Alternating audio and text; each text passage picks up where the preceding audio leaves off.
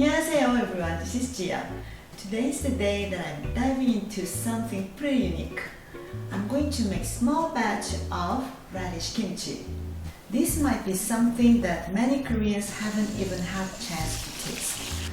The reason this kimchi might be a new experience for many Koreans is that it features radish as a key ingredient, which is commonly not used in a Korean traditional recipes.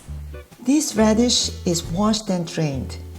I'm going to start by cutting them to speed up the brining process. Take the radish and cut it in half along with those green leaves.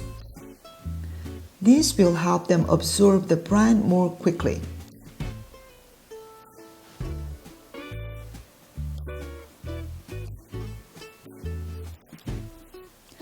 Okay, the radish is prepared. Now let's brine them. Take about half a handful of coarse salt and sprinkle it over the radish. Give them a good mix to make sure the salt is evenly distributed. Add half a cup of water to dissolve the salt. It's important to use coarse salt here because if you use regular table salt, they have a higher sodium content which can make your kimchi too salty, so stick to the coarse salt. Here's a tip to make this kimchi. For the leafy part of the radish, it's best to use a bit less salt as too much salt can make them overly salty and cause wilting.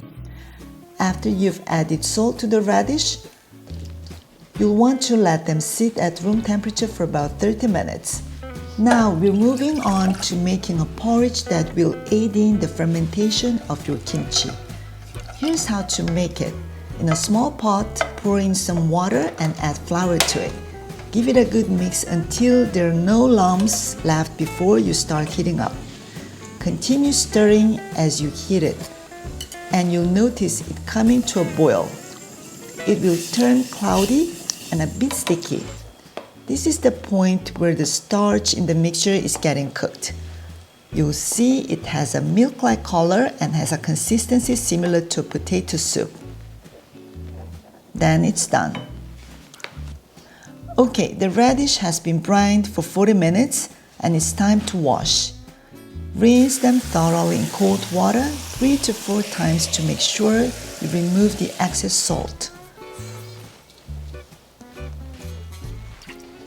Drain and lightly squeeze out the excess water from the radish.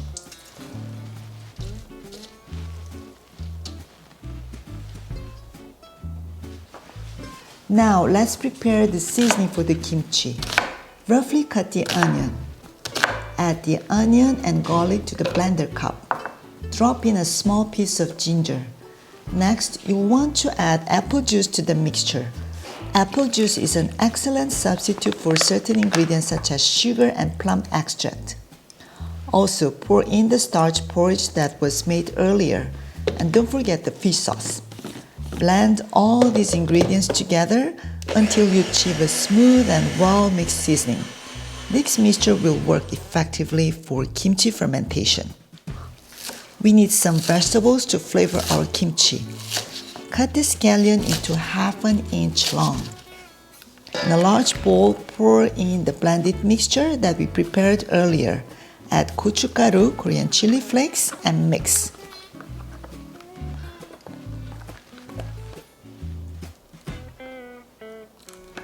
Then place the brined radish in the bowl and the scallion.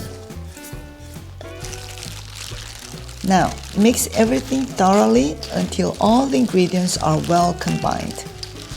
After preparing your radish kimchi, let it sit at room temperature for about 6 to 8 hours to kickstart the fermentation process. Then transfer it to the refrigerator where it can be stored up to 3 weeks. This small red radish is not as tough as white radish, so you don't have to brine for so long. 30 minutes to 1 hour would be enough. So it takes less time and most of all, it's very delicious. Give it a try. Thank you for watching. I'll meet you on my next video.